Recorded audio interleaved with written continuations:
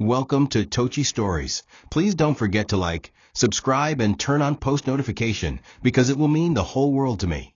Now let's get right into the story. Brace yourself. The overhead fan in the clinic creaked slowly, as if it too was exhausted from the heat and sorrow within the small, worn-out building. 8-year-old Tobe sat on the metal bench beside his mother, whose breathing had grown shallow, her eyes barely staying open. Amarachi's lips were dry, cracked, and pale from fever. Her arm dangled over the edge of the bench, lifeless like her spirit. The nurse, standing behind the counter, barely glanced their way anymore. "Madam, we can't do anything without payment. We're not a charity," she had said unapologetically, as if suffering was a choice the poor made. Tobe clutched his mother's limp hand tightly, trying not to cry, trying not to show the kind of fear he had come to master. He had watched his mother brave so much for him, and now it was his turn. But what could a boy with no money, no father, and no hope possibly do? He stepped out into the harsh Lego sun, the concrete scorching his bare feet, but he didn't stop. His small chest rose and fell quickly as he wandered the streets, eyes darting around for what, he didn't know. Hunger gnawed at him, and so did fear. He tried to sell his slippers once, but no one wanted a single, torn, blue rubber pair. He tried to ask a vendor for bread and was told to leave before he was beaten. Tobe could feel his body giving up, but inside him, a flame still burned, a flame called survival. Then he saw it, a tall man in a sharp suit, speaking loudly on the phone outside a hotel, gesturing wildly with one hand while the other barely held a black leather wallet. The man turned briefly, distracted, and just like that, the universe handed Tobe an opening. His legs moved before his brain caught up. He dashed across the street, snatched the wallet, and ran. Horns blared. A woman screamed. The man shouted. But Tobe ran with the kind of desperation only hunger and love can fuel. He didn't stop until he reached an alley, his chest pounding like thunder. His fingers trembled as he opened the wallet and saw more money than he had ever seen in his entire life. He didn't even count it, he just knew it was enough. Enough to buy the medicine the clinic mentioned. Enough to save his mother. For a moment, shame crept in, but it was crushed beneath the weight of urgency. He wiped his face, ran back to the clinic, and slammed the notes on the table. The nurse blinked, confused. "Where did you get this?" she asked. He didn't answer. He just pointed to his mother and whispered, "Please help her." That night, as she was treated, and he sat at her bedside in the dim light, Tobe never thought that the wallet he had stolen belonged to the one man whose absence had shaped their entire lives. A man who had once walked away from Amarachi without looking back. A man who would soon come storming into their lives again, but not as a savior. At least, not yet. Damian Okonkwo stormed into his office like a man on fire, his Italian shoes echoing across the marble floor. He tossed his car keys onto the glass table and barked at his assistant, "Get me the CCTV footage from a hotel entrance." Now, the entire office held its breath. Damian was not a man to be crossed. His reputation preceded him. A business tycoon feared not just for his wealth, but for his ruthless manner of dealing with anyone who wasted his time. He had built Okonkwo Holdings from scratch, swallowing competitors with a smile and firing staff like they were disposable files. To him, power was everything, and reputation was gold. But today a street kid, a barefoot thief, had humiliated him in public, and that, to him, was unforgivable. He didn't care if it was just a wallet. It was his wallet, and the insult was far more valuable than the money inside it. When the footage played on the screen, Damian leaned closer, his eyes narrowing. He watched the boy, small, dirty, thin, rush up like a shadow and snatch the wallet with surprising precision. But it wasn't the speed that struck Damian, it was the face. The eyes. There was something disturbingly familiar about them. Something in the way the boy looked over his shoulder with both terror and determination. Damian leaned back in his chair, unusually quiet. His assistant, sensing something different, spoke gently. "Sir, should I alert the police?" Damian shook his head slowly, eyes still glued to the paused frame of the boy's face. "No," he muttered. "I want him found. But no police. I want to speak to him myself." It wasn't concern, Not yet. It was curiosity, strange and unwanted. And it made him feel something he hadn't felt in years: discomfort. That evening, his security team returned with information. They had traced the boy to a rundown clinic on the mainland. No full address, just a description. Damian told his driver to prepare the car. As they made the drive through traffic and dust, he stared out the window, lost in memories he thought he buried. Somewhere in his chest, old guilt began to stir, but he crushed it. It's not the same woman, he told himself. It couldn't be. Still, he knew it was. Amarachi. The girl he once slept with and discarded like a broken pen. The one who told him she was pregnant and whom he called a liar, a gold digger, a desperate maid. He had wiped her from his life the moment she threatened his image. But now, the universe had played a cruel joke, and he wasn't laughing. The clinic smelled of antiseptic and poverty. The waiting area was silent except for the whirring fan and a crying baby nearby. When Damian entered, the nurse's jaw dropped, startled by the sight of a billionaire stepping into a place so far beneath his class. He ignored her and walked through the narrow hallway, following the directions given by his security guard. Room 7. The door was ajar. Inside, a frail woman lay on the bed, an four in her arm, her hair tied back in a scarf damp with sweat. Damian froze at the doorway. Time seemed to stop. There, lying unconscious, was Amarachi. Older, thinner, exhausted, but undeniably her. The same girl who once stood at the gate of his estate, tearfully pleading, "I'm carrying your child," while he turned away and slammed the door shut. Now, years later, here she was, dying in a bed that smelled of suffering. Damian took a slow step inside, his chest heavy, his hands clenched. She hadn't noticed him, but the boy had. Tobe looked up from beside the bed and locked eyes with him. There was no recognition, no warmth, just suspicion and the kind of hardened defiance no child should carry. Damian looked at the child, really looked, and saw it clearly now. The curve of the mouth, the sharpness of the jaw, the same stubborn brow. His breath caught in his throat. He had always believed Amarachi lost the baby. That's what his assistant told him years ago. She vanished, boss. Rumor says she miscarried. And because it was convenient, he believed it.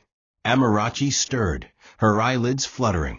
When she finally opened her eyes and saw him, her body tensed. Her lips trembled.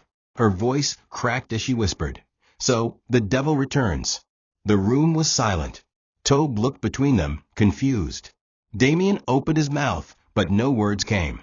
Amarachi tried to sit up, but the four tugged at her skin. "Why are you here?" "To watch me die," she asked bitterly, her voice both broken and defiant.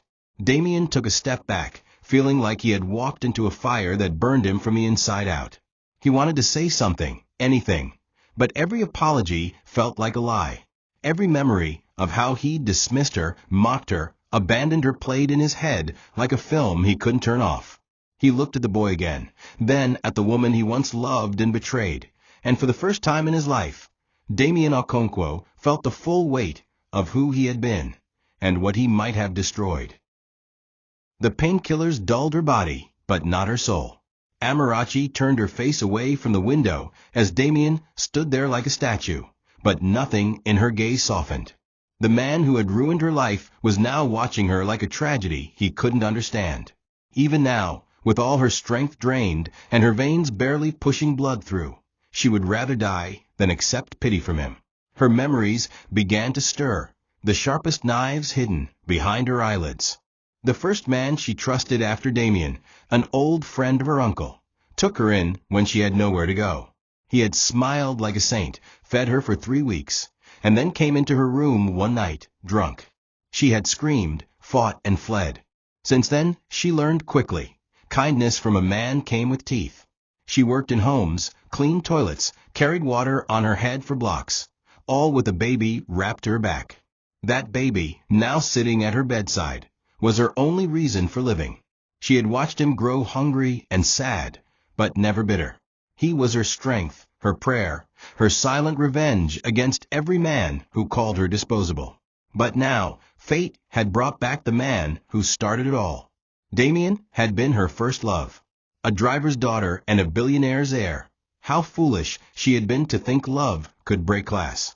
He had hidden her from his friends, made her wait at the staff quarters, and fed her promises behind closed doors.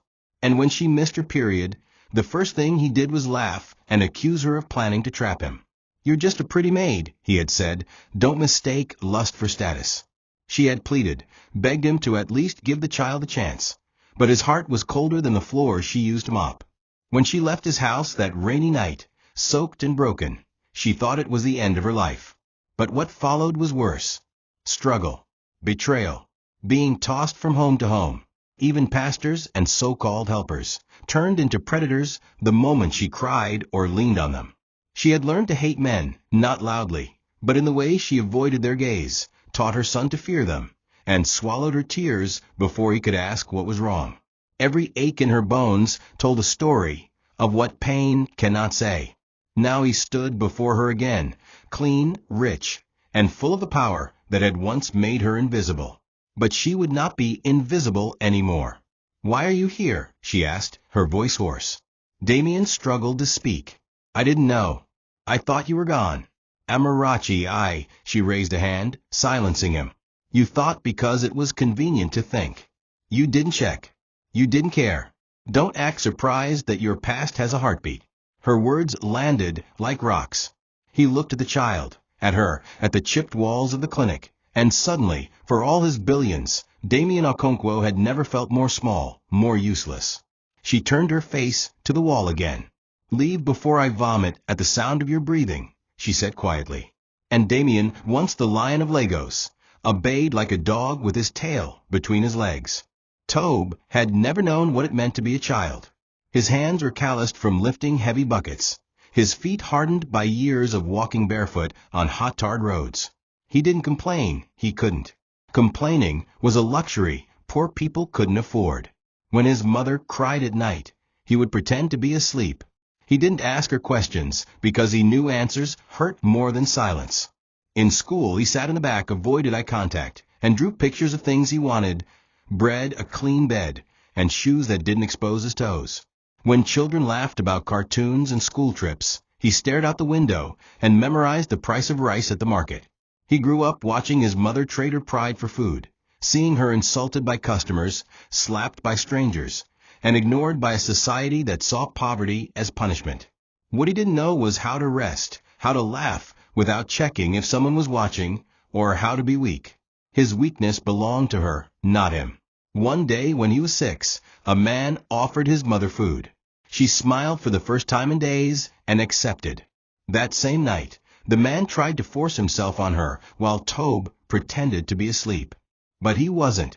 He saw his mother fight back with her fists and teeth, heard her scream, saw the bruises that bloomed on her arms the next day.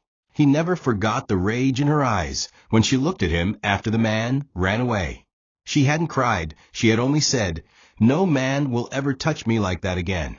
I'll die before I let it happen." From that moment, Tobe knew that whatever life threw at them, it was them against the world. Not father and son, not a full family, just them, mother and child, 2 survivors. He swore to protect her, even if his arms were small. And when they had no money for food, he would fetch water for neighbors just to earn coins. He skipped lunch so she could eat. He wiped her face when she was too tired to move. His entire life had been a training ground for pain, and even now, as he sat beside her recovering form, he knew the fight was not over. That's why the rich man in the suit made him feel sick.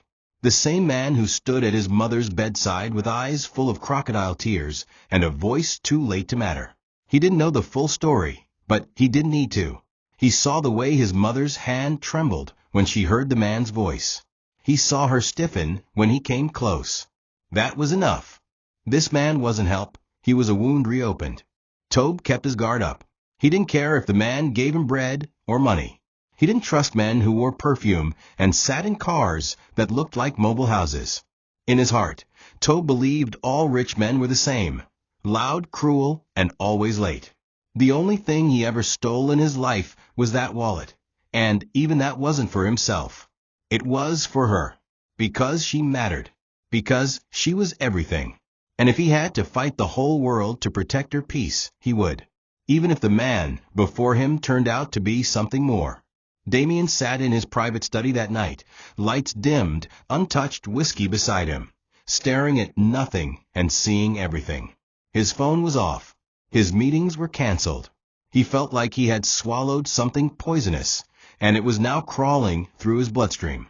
Amarachi. Her name burned like acid behind his chest.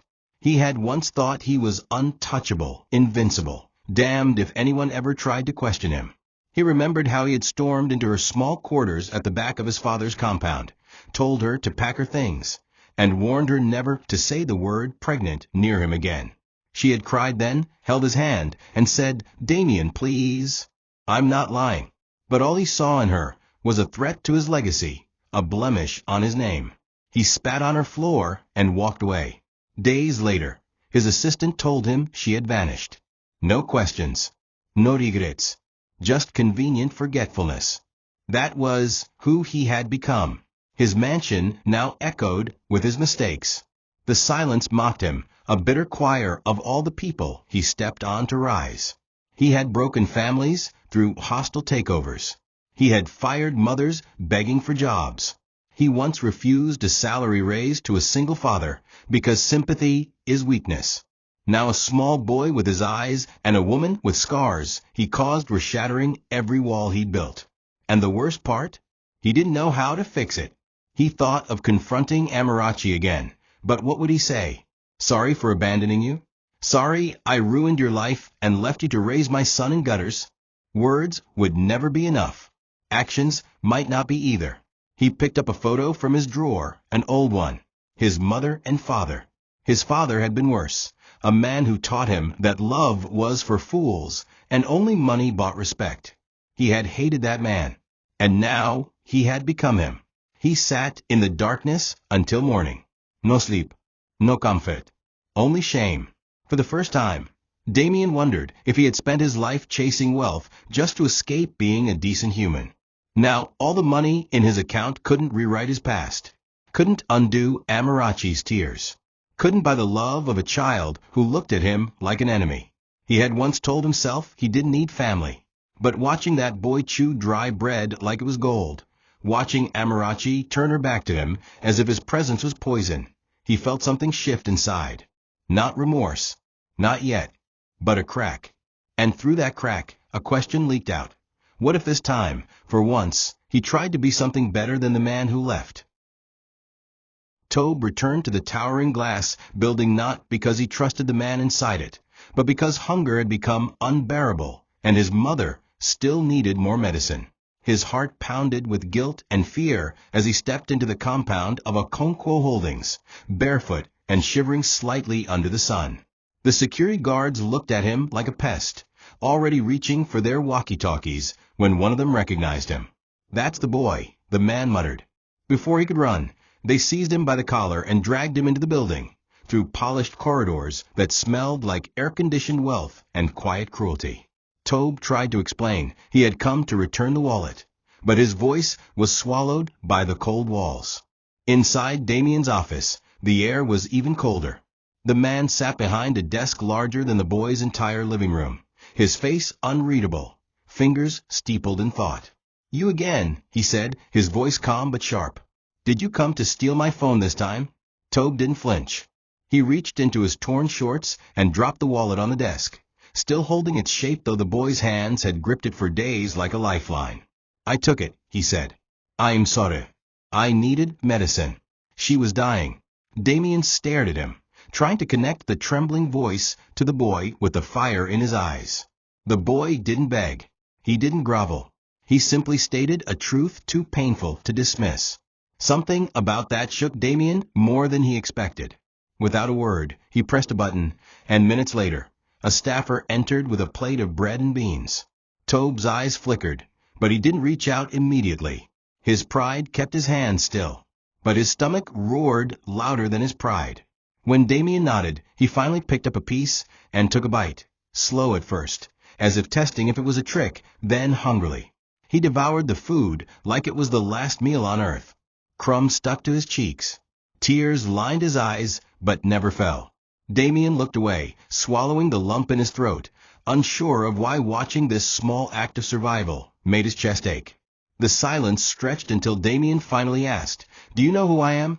Tobe nodded, mouth full. "You're rich." That answer stung more than it should have. Rich. Nothing more. Not kind. Not good. Just rich. That was how the world saw him, and maybe how he had made sure they did. He asked, "Why did you come back?" Tobe chewed, swallowed hard, then said softly, "Because I thought you owed her more." It wasn't a child speaking, it was a wounded soul. Damian didn't respond. He simply stood and walked to the window, gripping the edge of the frame so hard his knuckles whitened. The boy didn't thank him when he left. He didn't smile. But he turned back the door, looked at Damian one more time, and said, "I don't like you, but thank you for the bread." Then he was gone. And for the first time in his life, Damian realized how heavy a loaf of bread could be when served too late. Amarachi stood on unsteady legs as the nurse unhooked the 4 from her arm. Her body felt like cloth soaked in salt, weak, sore, and crumpled. Yet her mind was sharper than ever. She clutched the white prescription paper in her hand and knew it might as well have been a death sentence. The medicine listed cost more than she earned in a month. When she asked for time to pay, the nurse looked at her with sympathy and said, "Someone's already cleared your bill. Even brought food this morning." Amarachi stiffened. Her eyes narrowed. "Who?"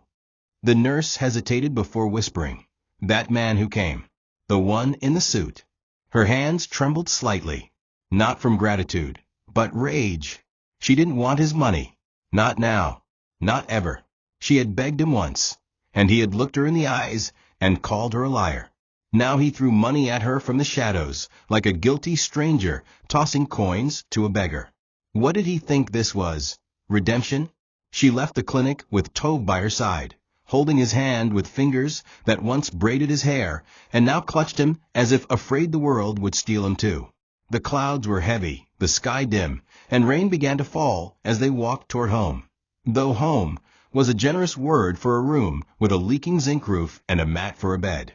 The water soaked her wrapper, but she didn't rush. She had walked in worse conditions, with worse burdens. Flashbacks surged, moments she kept buried. There was that year she stayed with a cousin in Mushin who promised to help, only to lock her out one night after she refused his friend's offer.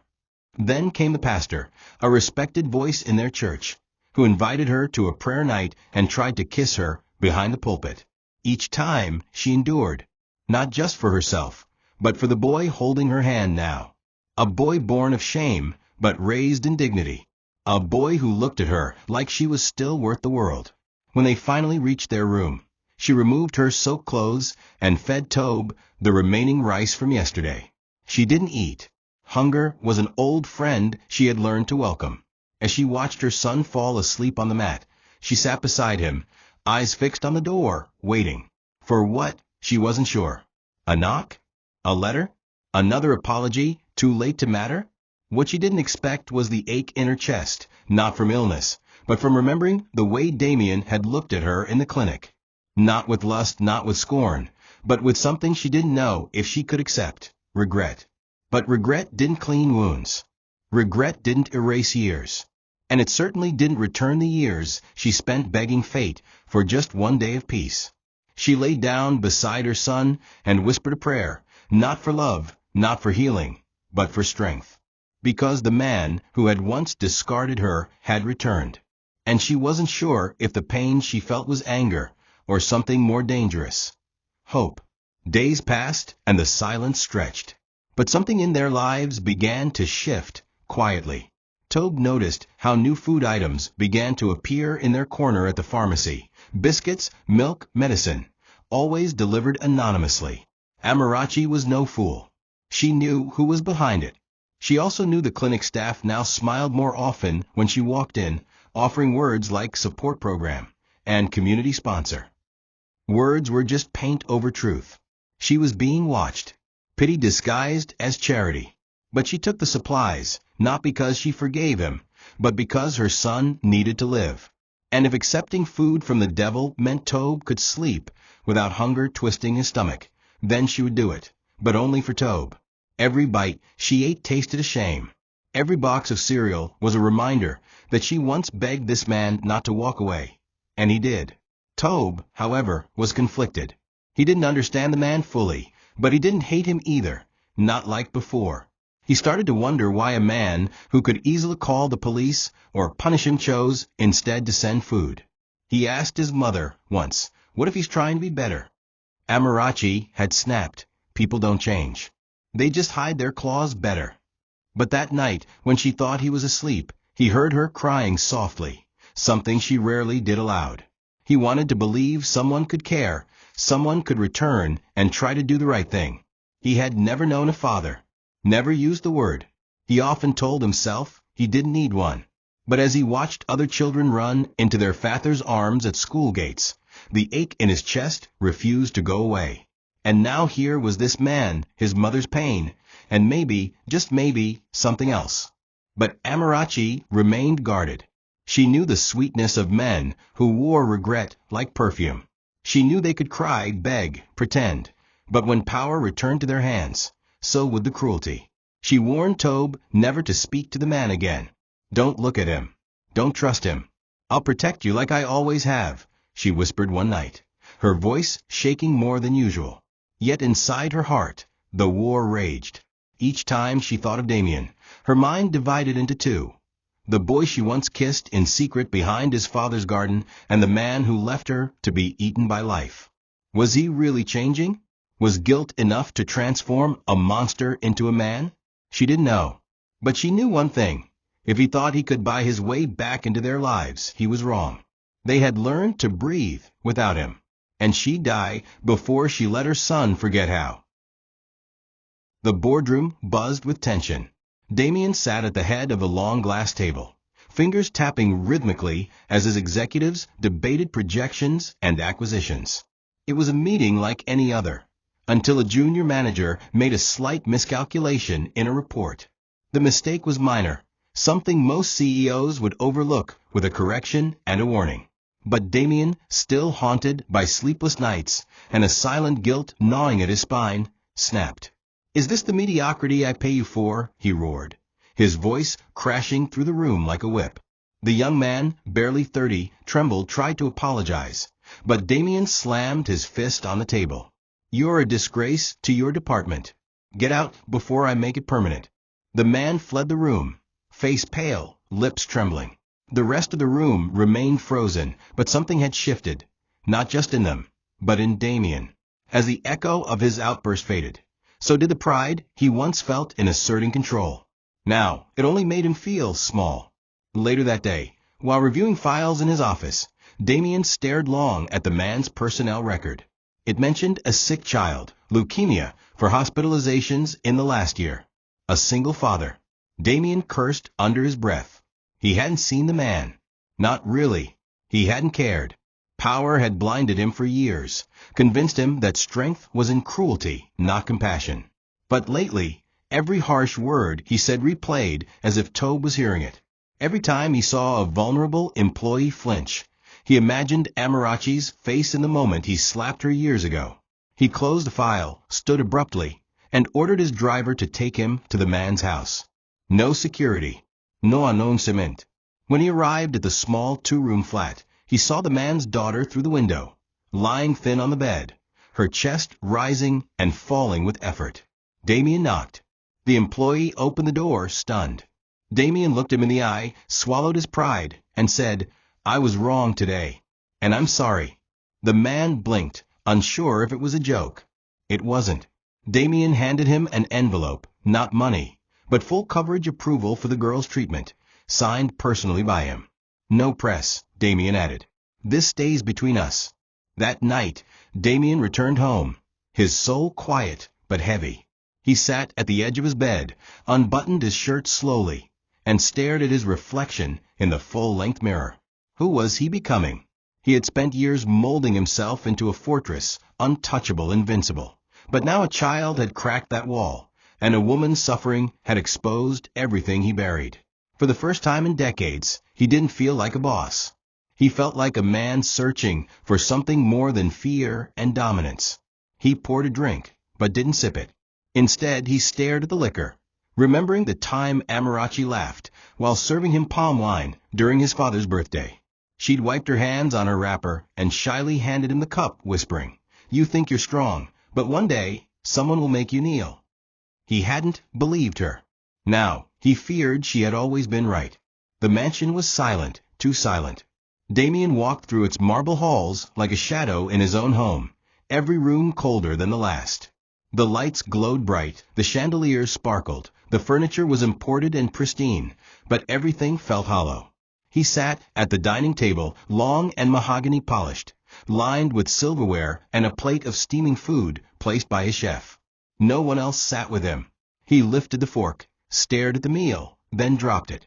He had eaten here 1,000 times, yet now every meal reminded him of everything he had lost, or never even had. This table had once hosted lavish dinners with wealthy guests, beautiful women, politicians, and influencers. He had laughed, drunk, and posed for pictures. But after every guest left, he sat alone. Even during his brief relationships, the women were never companions. They were ornaments. Paid, praised, and passed over. Not once had a child laughed in this house. Not once had he heard someone call him Daddy with love. And now the silence mocked him more than applause ever praised him. He wandered into the hallway where old photographs lined the walls. Photos of him receiving awards, cutting ribbons, shaking hands with presidents. Each photo was a moment of triumph. But now they stared back at him with judgment. Not one photo had Amarachi. Not one had Tobe. Not even a child from any of his other flings. No family. Just power. Just posing. He remembered how many times he had sent assistants to handle women who claimed to be pregnant for him, how he ordered DNA tests from afar, how he paid off hospital bills just to be rid of them. Children slow you down, he used to say. Family is a weakness. Now, he was a man with everything and no one.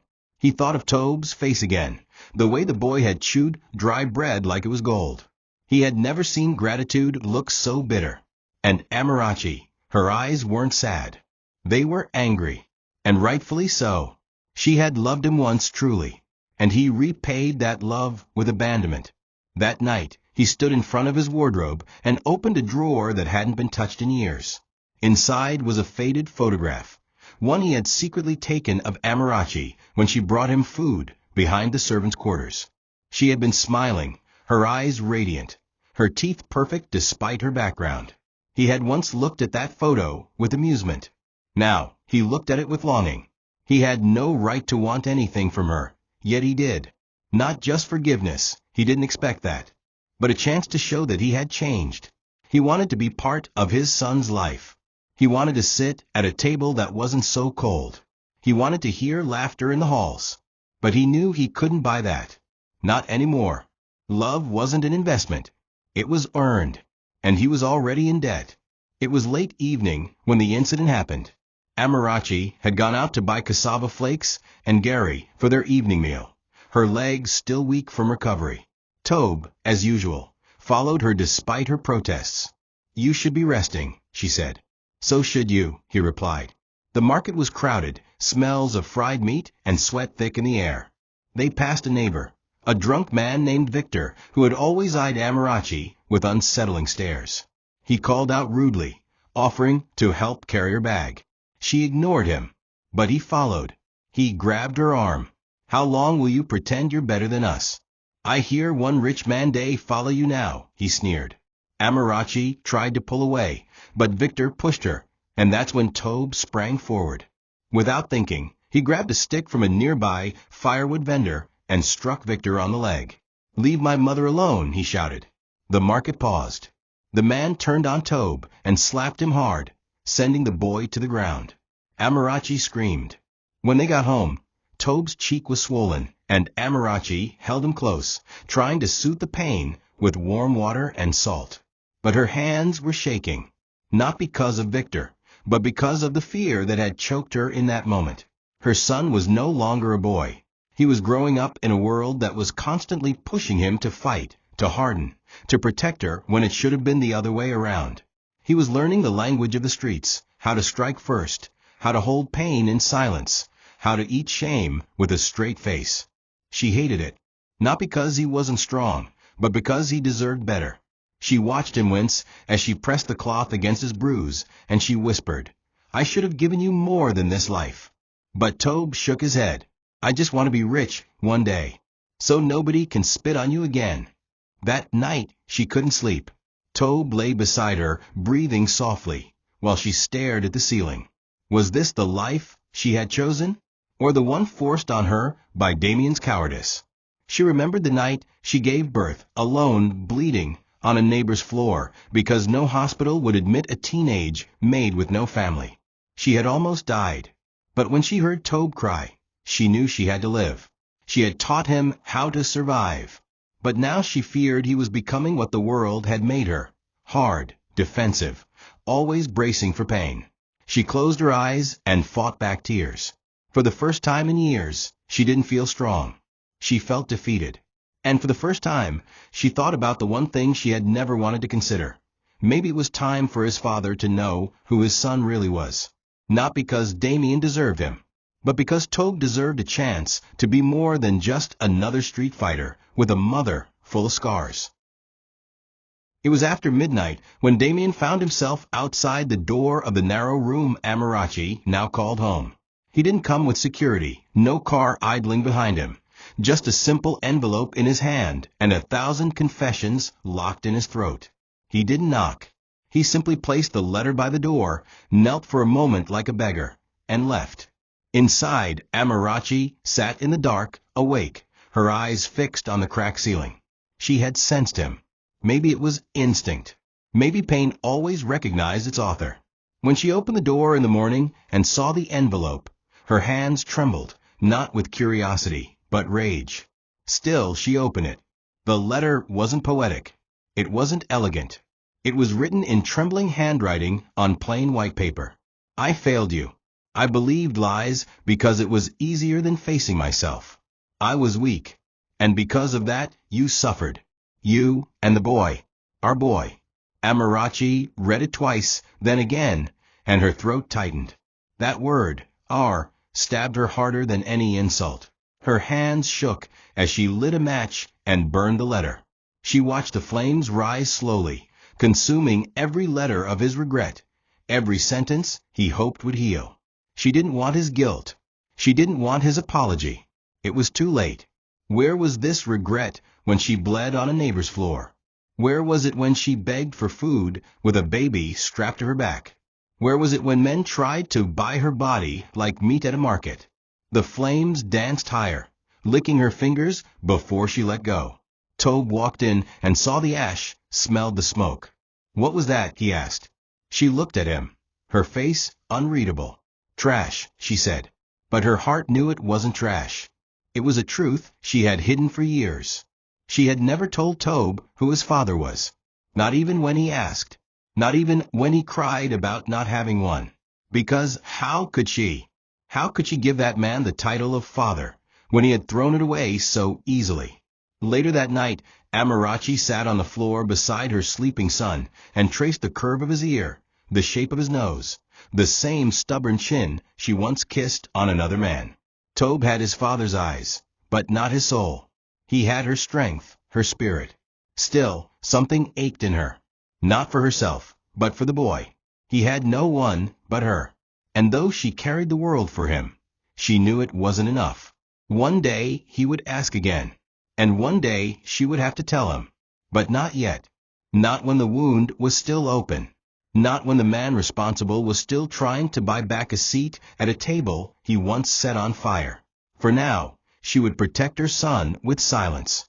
Not because she was ashamed of the truth, but because the truth had claws, and she wasn't ready to watch them sink into her child's heart.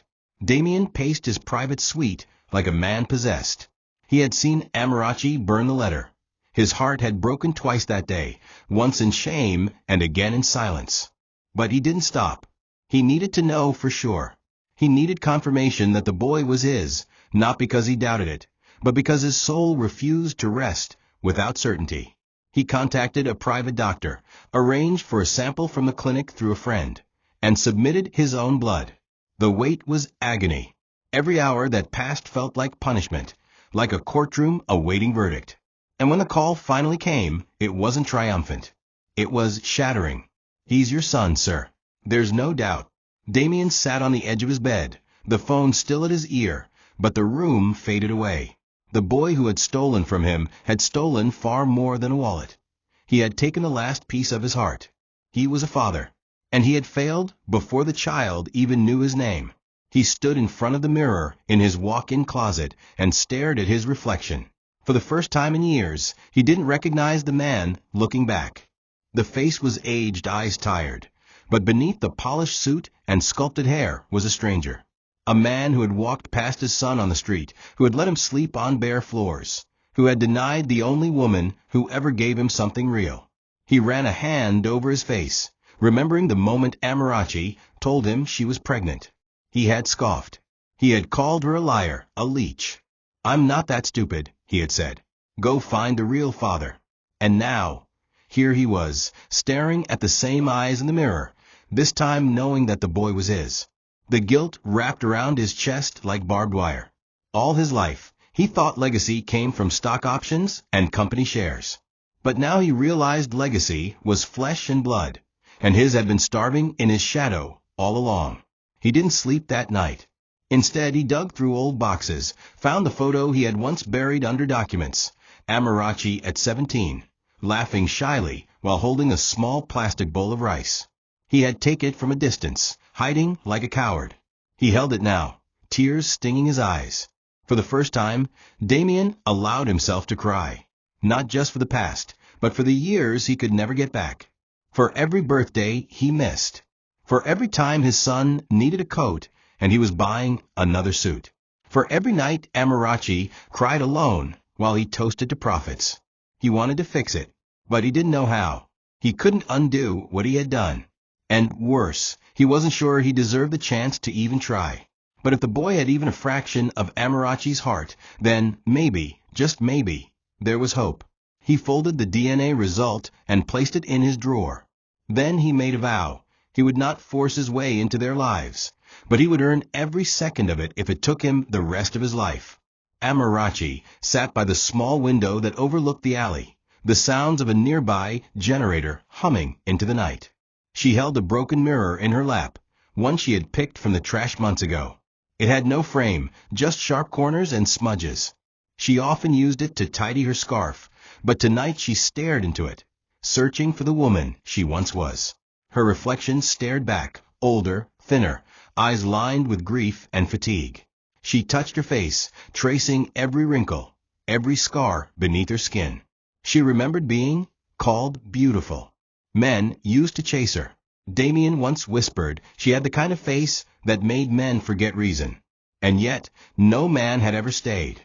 Not truly. They all took something from her, her body, her trust, her peace, and left with apologies or nothing at all. She hated mirrors. They reminded her of everything time took without asking. A memory rose, uninvited. A man named Ikenna, who once promised to marry her, swore to take Tobe as his own. For months, he brought food, played with the boy, and even spoke to a landlord on her behalf. She thought she had found peace. But one night, he came home drunk, angry, demanding things she didn't want to give. When she resisted, he called her spoiled goods. Said no man wanted a woman who carried another man's burden. Tobe heard everything. That night he asked, "Am I the reason no one loves you?" She had cried so violently her nose bled. She swore never to let another man enter their lives again.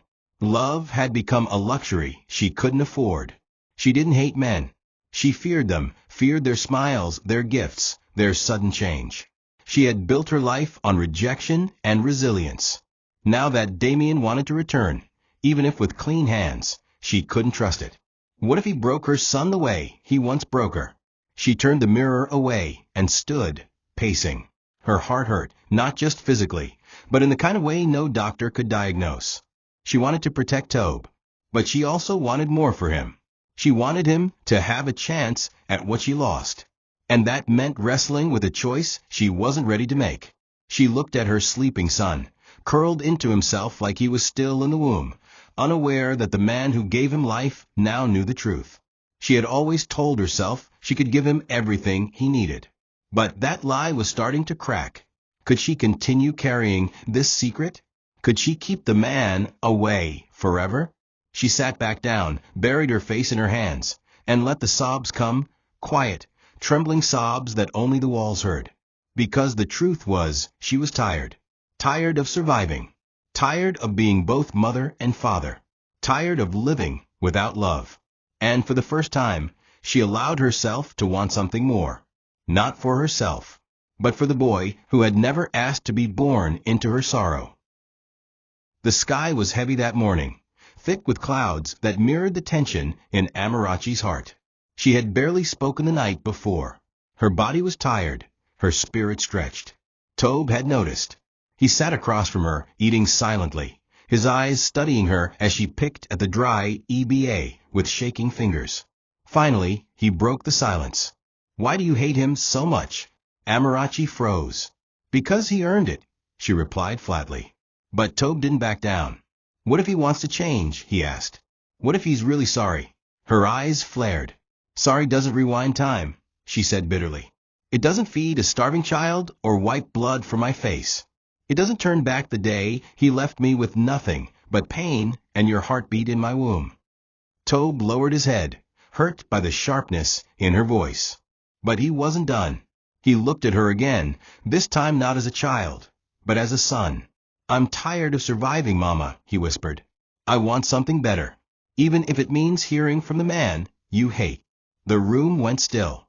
Amarachi looked at him, stunned. He had never spoken to her like that before. She opened her mouth, but no words came. 1,000 memories ran through her mind, moments of shielding him, sacrificing for him, teaching him to walk, to smile, to hide his tears. And now he was asking to be allowed to choose for himself. She blinked rapidly, then rose slowly, her heart pounding. "He doesn't deserve you," she muttered. "He never did. And I don't know if I can watch him break you the way he broke me." But Tobe's response was quiet and shattering. Maybe he already has by not being here all these years. Amarachi's legs trembled as she turned away. She didn't know whether to scream or fall. She gripped the wall for support, her chest tightening with every breath. She had built her life on protecting him from pain, but what if that very protection was suffocating him now? What if, in trying to be everything for him, she had robbed him of something he desperately needed? That night, Damian knelt at the edge of his massive bed. He didn't pray often, if ever. But tonight, he found himself on his knees, hands clasped tightly, forehead resting against the mattress like a man seeking redemption in silence. "I've done everything wrong," he whispered into the darkness. "I hurt her. I abandoned my own blood. I don't know how to fix it." He didn't ask for blessings or favor. He asked for one thing, a chance. Just one chance to be part of his son's life before it was too late. And as he knelt in the quiet, tears streaming down his face for a family he never deserved, something broke open inside him. The man who once ruled boardrooms with fear was now begging for love, not from the world, not from the media, but from a boy who chewed bread like it was treasure, and a woman whose voice still echoed in his guilt. For the first time, Damian prayed not as a billionaire, but as a father. Amarachi never saw the ground coming. She was halfway through the market, balancing a nylon bag of vegetables on one arm and struggling to count change with the other, when her vision blurred. The sounds around her, the bargaining, the screeching danfos, the barking of dogs, all began to warp into a distant hum. Her legs buckled, her breath caught, and her heart pounded in her ears like war drums. She tried to hold on to the stall beside her, but her fingers gave out. The last thing she remembered was a woman screaming and the feel of gravel against her cheek. Then darkness.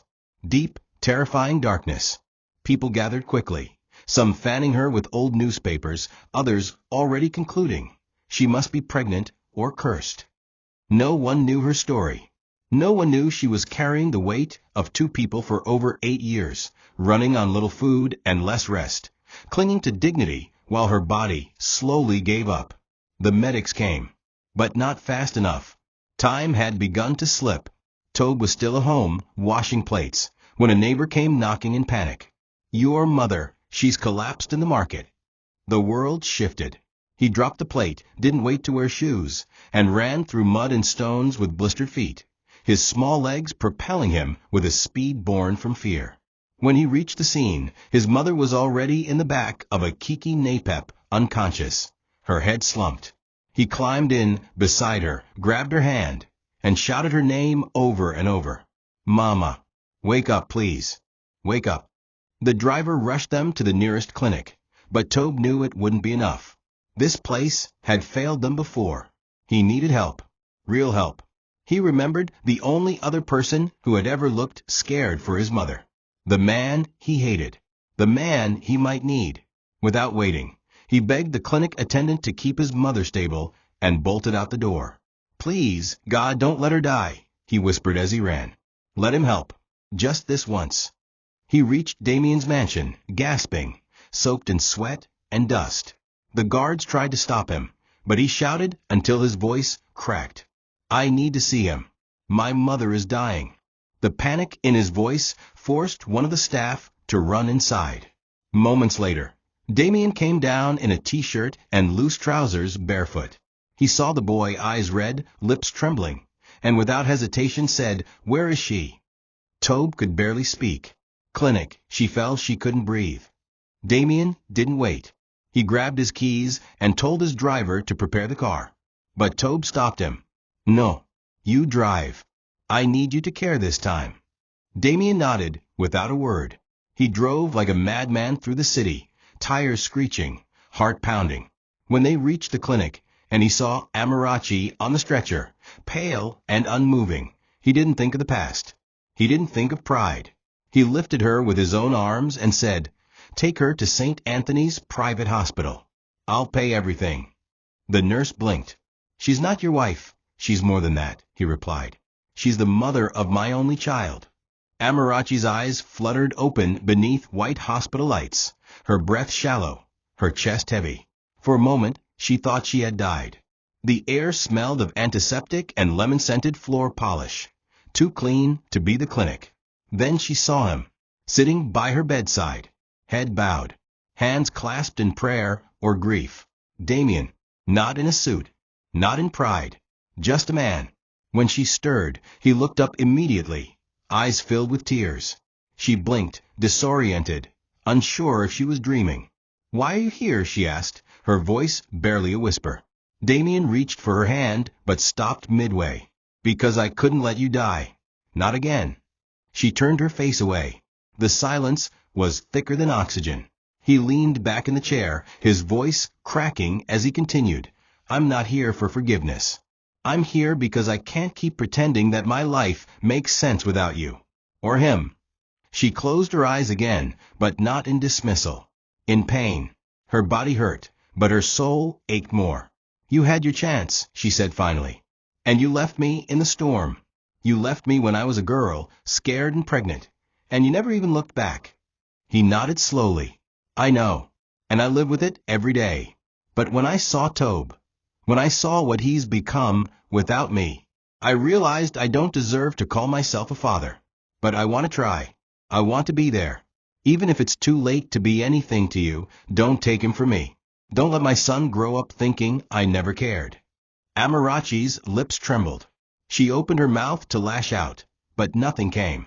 Not because she forgave him, but because for the first time in years she saw him cry. And it wasn't for pity. It was for loss. They sat in silence for a long time. Tobe peeked in from the doorway, his eyes swollen from crying. When Amarachi looked at him, she saw more than a boy. She saw the future. And for once, she didn't want it to look like her past. She reached out a frail hand, placed it on Damian's knuckles, and said, "This doesn't make us a family. But if you really want to help, start by being here. Not with money, not with gifts. Just be here." Damian's nod was slow, reverent. He didn't smile. He didn't ask for more. He simply said, "Thank you." As she drifted back to sleep, he remained seated, holding her hand gently with one hand and placing the other over his heart. A heart that was finally learning what it meant to feel. The weeks that followed were silent but sacred. Damian did not try to rush anything. He didn't show up with lavish gifts or bodyguards. He didn't speak to the press or demand to be seen. He simply came. Quietly. Consistently. He brought fruits one day, books the next. Sometimes he brought nothing but himself and sat beside Tobe, asking about school, about drawings, about dreams. It was awkward at first. Tobe would nod, shrug, give half answers. But slowly, something started to soften. One afternoon, Tobe brought out a drawing, stick figures of a boy, a woman, and a man holding hands. He handed it to Damian, then ran off without a word. Damian stared at it for over an hour, the edges of the paper trembling in his hands. It wasn't a declaration of forgiveness. It was something more fragile. Hope. Meanwhile, Amarachi watched everything from a distance. She said little, offered no approval, but also didn't stand in the way. It was her first act of mercy, not for Damian, but for her son. She saw how Tobe laughed more, how he lingered longer at conversations, how he began to ask questions about life beyond their street, beyond survival. She knew this wasn't about replacing her or what she had done. It was about balance. And for once, she was willing to share the weight. One afternoon, Damian offered to take Tobe to the museum. Amarachi hesitated. Her heart screamed to say no, but her lips whispered, "Take him."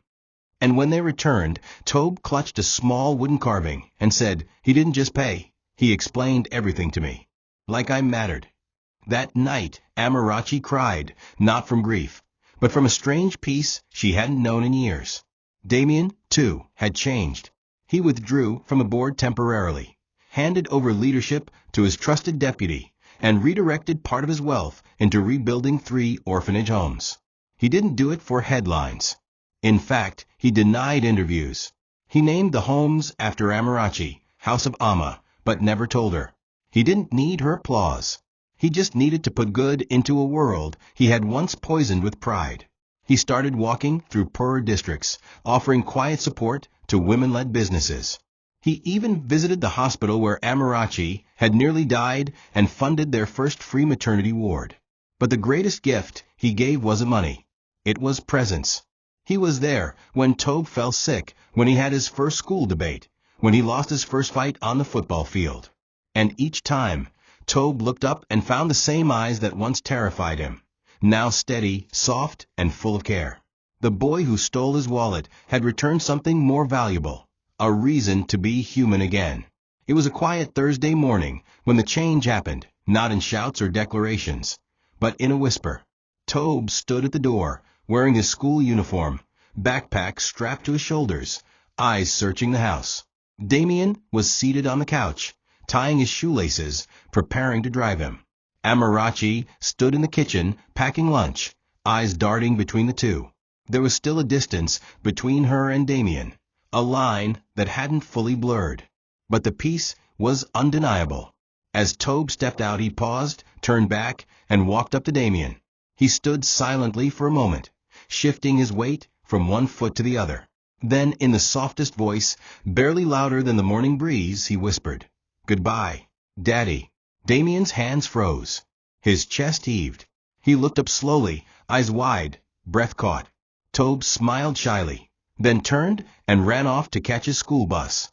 Damian sat frozen, the word echoing in his head like a hymn. Daddy.